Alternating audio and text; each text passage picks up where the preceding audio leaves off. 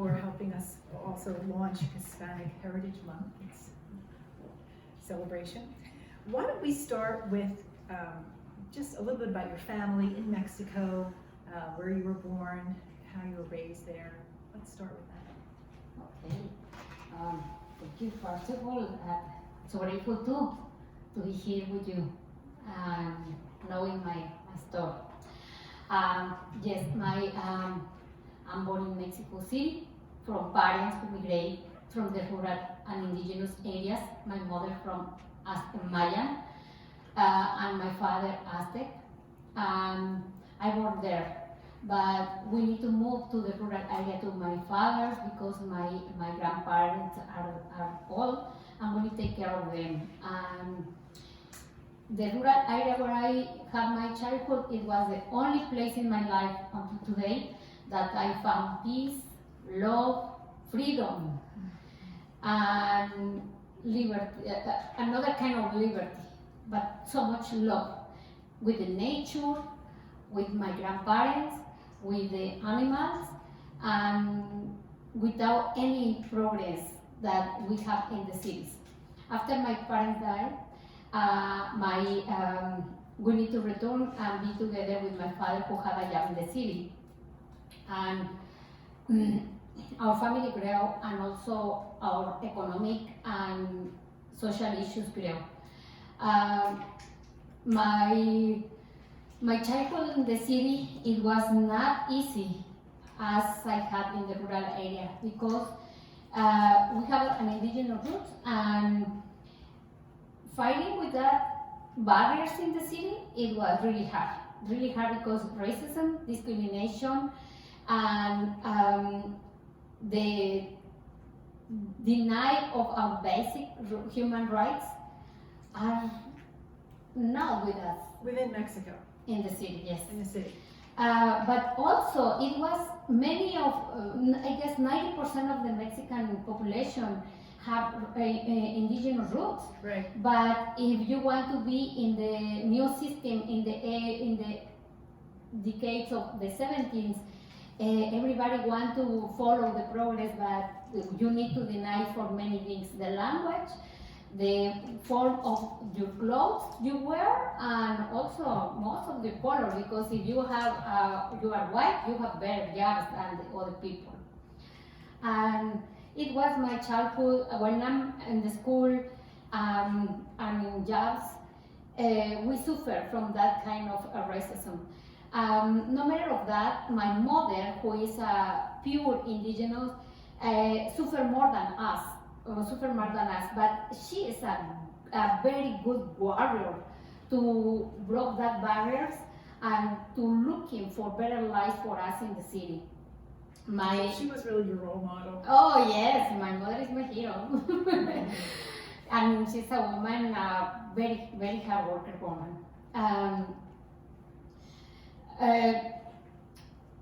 Because my family started growing, we need to work as a very young age. I guess my first job is at 7 years old, working as a domestic worker. And babysit and doing jobs like we can do, and also helping my mother washing and ironing clothes from middle class houses. And but my mother tell to us like the only heritage that she's going to give to us is education.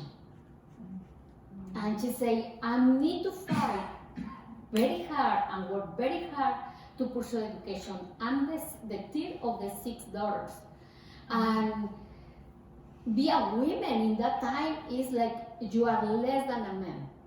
You are less than a man, and it's harder for us. And we are still working hard, and finally my 2 oldest sisters and myself, we graduate from college, and I have my political science and human resources administration degree, and we are trying to looking for jobs after we finish school, but no one of us have the opportunity. Why? Because the corruption have the power to decide who is going to fill the job, not ourselves. And also, if you want to have a job, you need to have a money or a relationship with the person in charge of the position, or sexual harassment for a woman. You want that position, and no. So tell us a little bit about the job where you landed after graduation then. No, I didn't. I was underemployed because there is no job that I have in my position that I graduate. No position, and I couldn't follow up my university because it's expensive, and we are 6 children in my family that with labor work that my dad made, there is not enough for all. And so talk a little bit about the job that you had that led to your kidnapping.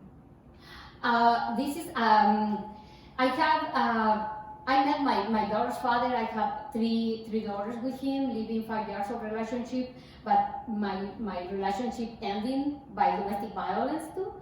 And he almost killed me with a brick in my head.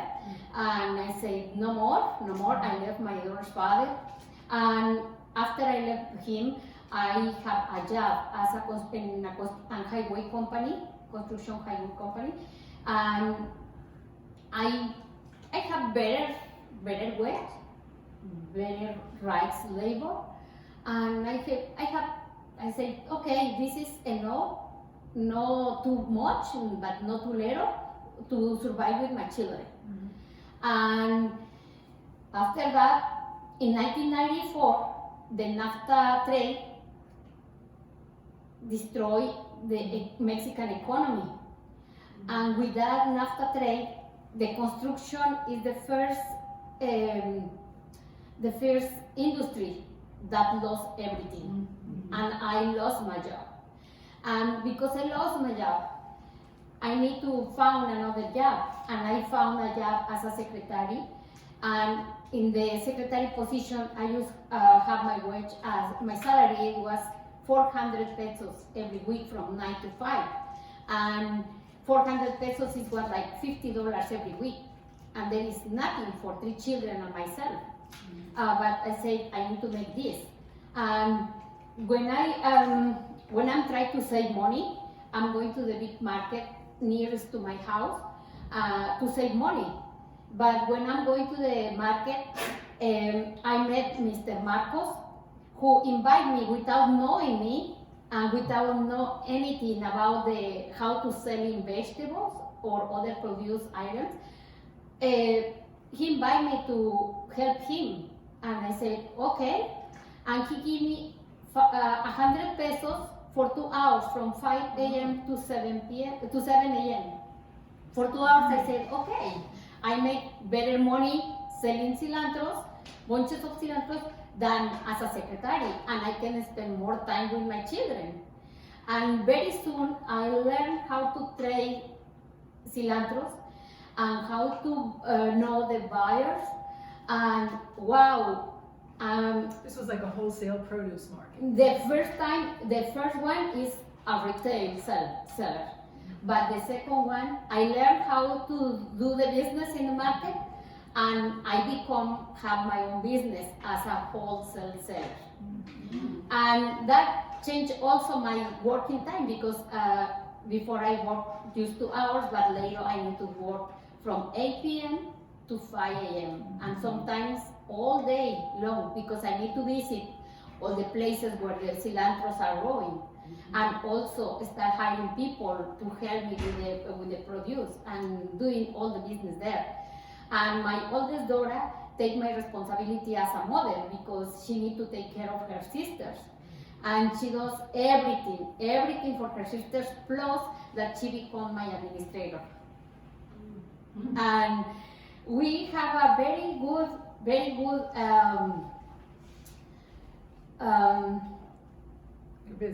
business.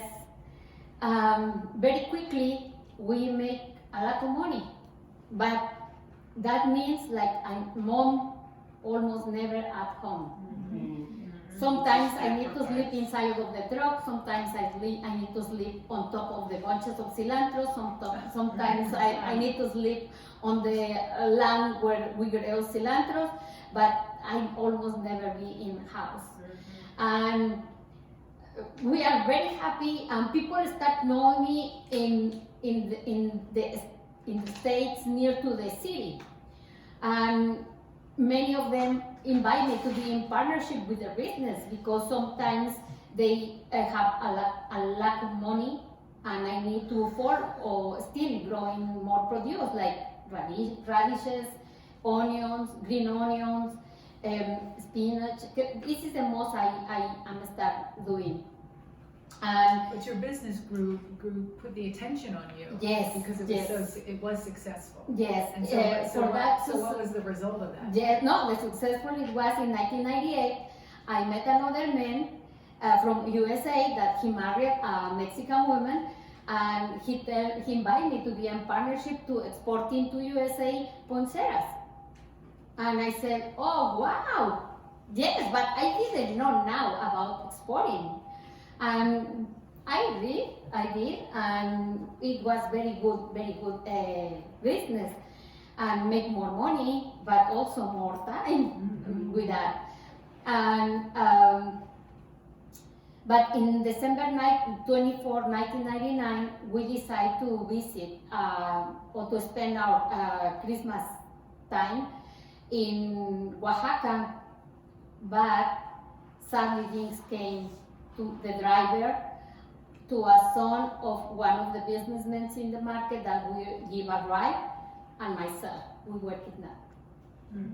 The authorities didn't make anything, justice for us, not investigation, no economic support, no medical support, nothing about a week of nightmare that luckily we came out alive. But and explain a little bit about how that happened in terms of the ransom. But no, they asked him for a ransom. If we didn't pay, obviously we're going to kill us. But we have another businessman who helped us to pay for that ransom. But there is no for free. We need to reward that money to him. You had to pay it back. Yes, we need to pay back for that because there is nothing. But we are alive. After the kidnapping, I live in a deep hole of depression, anxiety, hopeless life, and a risk of suicide. If I don't have my children, I'm not here. And also the mothers of the workers and the workers encourage me to get up and tell me we need to work, we need to make money. Please wake up. I said, no, there is not. I'm really afraid about almost go out of my house. I don't want to do any more my business. I didn't know what I need to do. And the driver before tell me, you are a strong woman. You are a very good fighter. You're going to do well in USA. I said, what? USA is not for me. I have my family here. I have my business here. I have everything here in my country. I hate USA. Why? I say they took our land. They took our natural resources. They abuse us. There is a lot of companies and monopolies here. I refuse also to study English in my classes because I don't want to visit, no matter for vacation, to USA. No, I'm very happy here. But after the kidnap, I hopeless say what I need to do, and I need to stay strong for my daughters. And in early 2000, I guess the end of February or the principle of February, then on January, the principles of days of February, I decide painfully, leave my daughters, leave my country, and close the borders. And someone, who helped you do that? How did you get here? A neighbor of myself tell me like her brother is coming out with all her entire family and looking for safety because I was afraid to everybody and say, oh, he's came with with her daughter, with all his family. I guess it's good time to came with him. But he started abuse me and sexual harassment during the way we crossed the border together. And I decided to came to New York with him and with his family. But I have a second plan. In case of an emergency, I have a person in Pennsylvania that I didn't know her, but I just have her phone number. And when the things happen on the way, I decide to call her and say, could you resign in your house, please? And she said, yes, but just for a month because my apartment is so little. And I live with my partner and my daughter and you couldn't stay here. I said, okay. And I'm staying in her house and I need quickly to find a job. And I go out to the houses and looking in the trash cans for newspapers. And as I'm looking for jobs in my country in the newspapers, I'm looking for newspapers and the ads. I didn't know English, but I understand a little bit what the ads say. And I asked for a taxi driver, could you take me to this place with signs? And I'm arrived to the lobby in a hotel and I asked to the lobby person, work me. It's the only way I can say. And then is my first job. My second job is a dishwasher in a restaurant. But you taught yourself English and you taught yourself how to get around and how to communicate? With signs, because I know English or with signs. There is very hard days because you didn't know. Sometimes also you see how people is frustrate. You frustrate people because they didn't understand you. And I said, oh wow, but I would like to say something, but I don't know if my English is the right word I'm using or my tone is good. I didn't know. I'm really frustrated too because I couldn't communicate with other people, just with my signs. So the money that you made, you sent back to Mexico and your daughters eventually joined you here? Or tell us a little bit about that. No. 6 months later, I'm arrived to USA. My middle daughter started developing epilepsy, but we didn't know about the condition.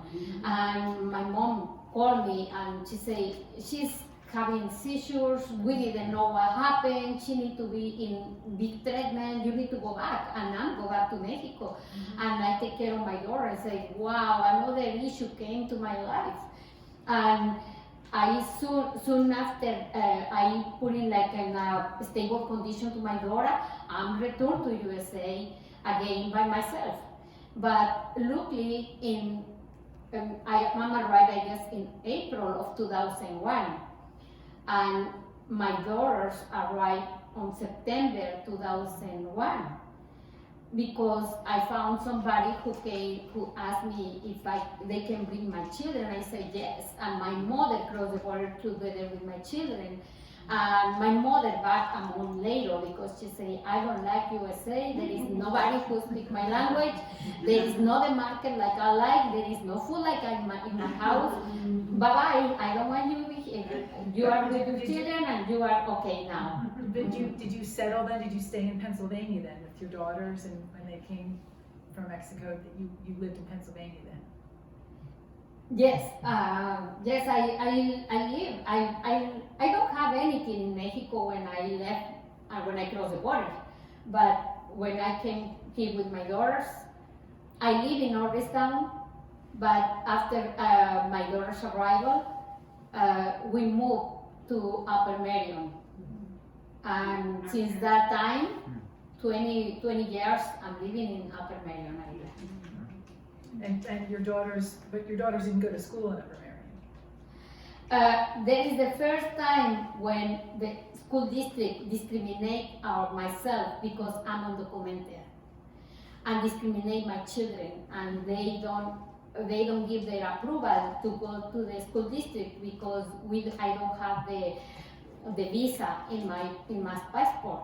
And they say no, and they tell me like they going to call immigration, and I was really afraid.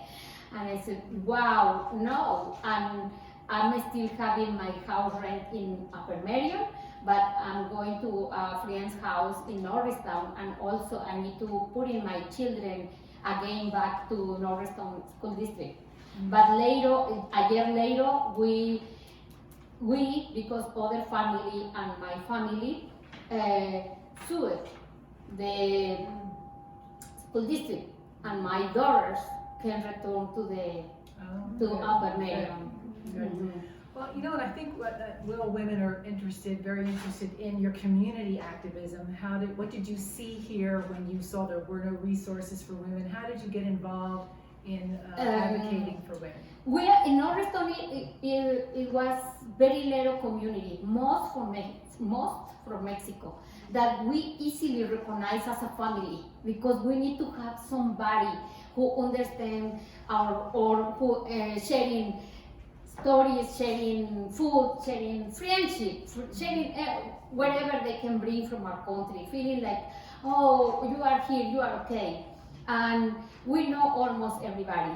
And I hear the stories of discrimination and racism, I hear the same. The abuses of labor, I hear the same. I was fired from the hotel because I had a work injury, and they fired me because I don't have social security number. And my injury is still not with that worse things that until today, and no worker compensation of nothing I had. And I said, this is wrong. The school district, how discriminate my family, and also the people around myself watch me like a bad person. And I said, no, and I am not like that. And I said, I need to do something. And I started thinking how to can bring to our community who we are human beings. And we didn't came because we decided to came and take their jobs. No, we decided to came because we were forced to came, for reason that also we didn't understand why. And when I decided to celebrate the Mexican Independence Day in Norristown, and luckily we had 1,500 people in that event. It was huge event. And this is in solidarity with all members of the community. And we decided, wow, and since then, all of us still organizing the community. We have a women group, a Dreamers. Dreamers are the students who can apply for social security number or a work permit. Labor workers and janitorial workers group. And we try to make different events every one. But in 2011, the 287G program came out to Montgomery County, but forcibly only in Norristown by ICE, state and local police. And the deportations in Norristown was huge, and destroying families, separating many people. And we say, wow, what we need to do? We start to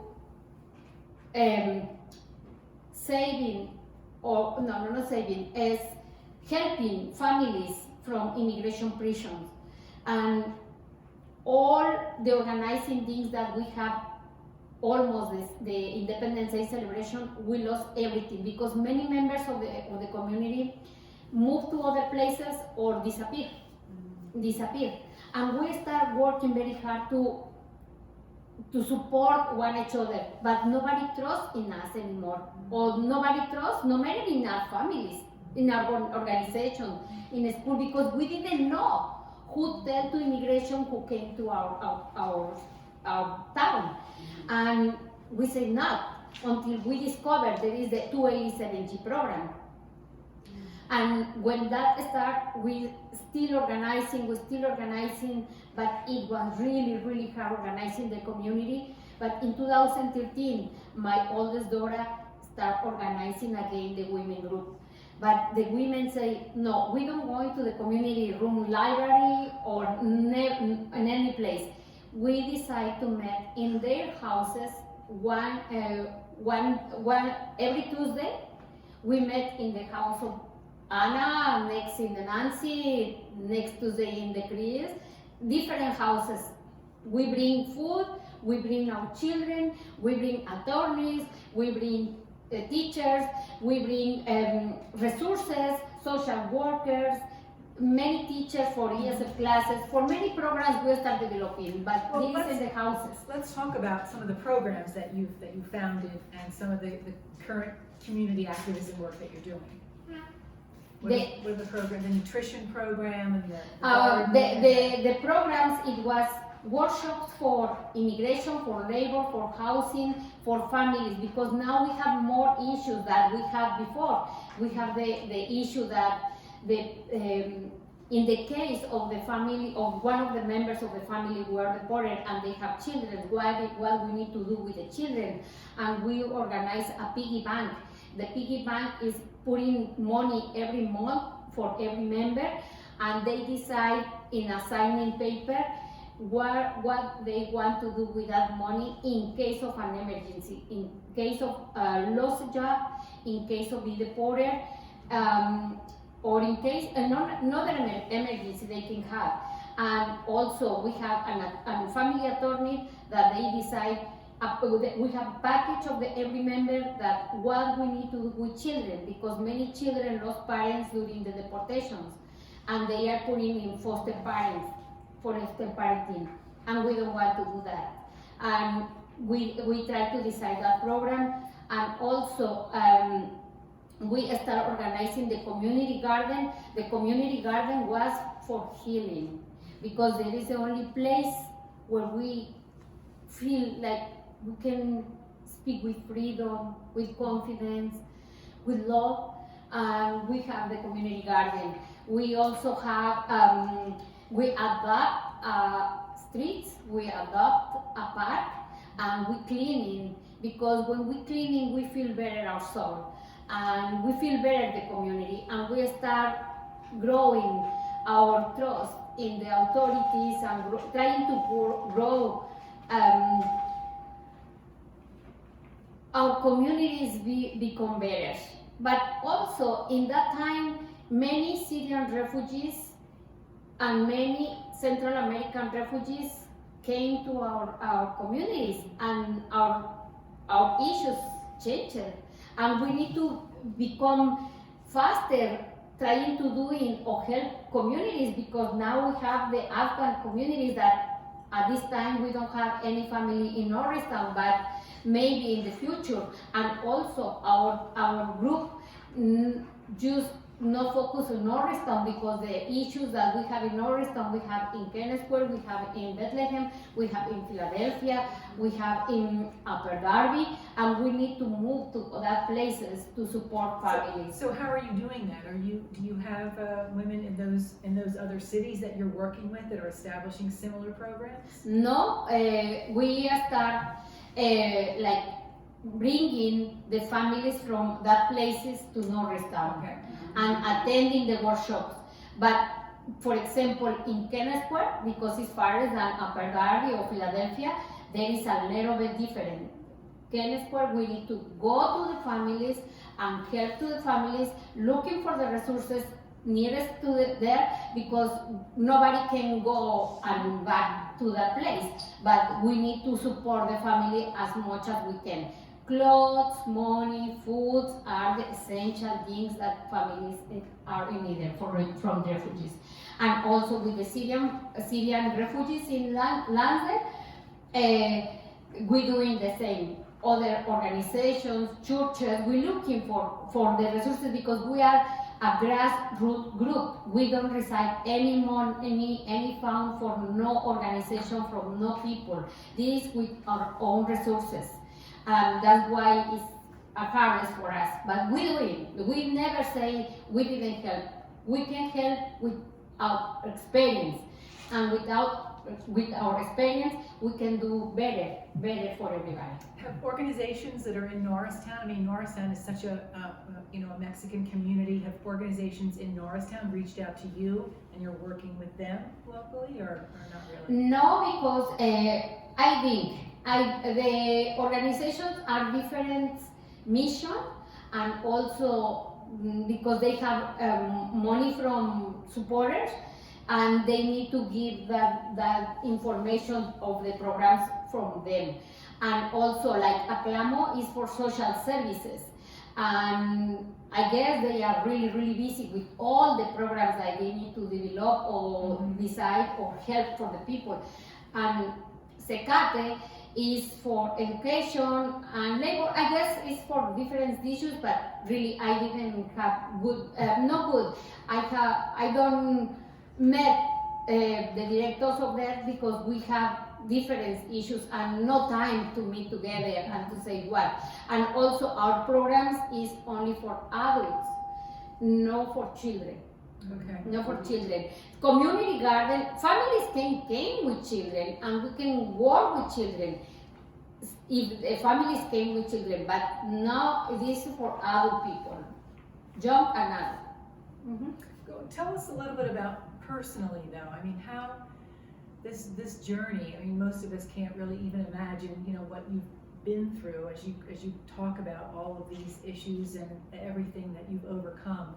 How have you really changed, as a person through looking back through your journey here and looking back on that? How have you changed? I'm feeling for when you lived in Mexico. I feel like a very powerful woman. I feel like with iron casket, or I don't know what you say, ¿cómo se dice? Como un warrior. Sí, pero con una cobertura de metal. Armor. Armor uniform. Because I don't live in fear anymore, no matter if it's immigration. I'm very openly to tell about who I am. And I don't confront with others about came to USA and be an immigrant. I'm explaining what is my story and what is story of many of people who came as well as me, and they are afraid to speak up about what happened.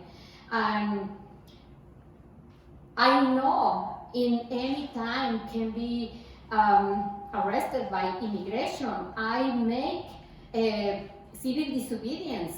I put in risk my own life because I say somebody need to hear about why I'm here, and people need to know that it's hard for us to take a decision. I guess nobody wants to be separate from their children, nobody. But this is a hardest decision in my life and in the life of many others.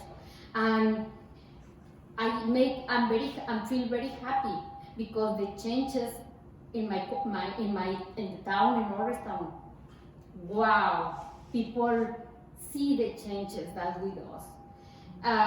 Like for example, we denounce immigration authorities about the raids, and they stopped the raids because they abuse our civil and our basic human rights. And there is a win-win of the community. And we are like only 7 people from the documented community that will speak up about the abuses of the police. Well, there are a lot of women here that have experience with agencies and service groups. WIL does a lot of service projects. I'm just wondering, are there questions that you'd like to ask. We're gonna maybe pause the video and then just make it a little bit more informal and have some questions and answers. Well,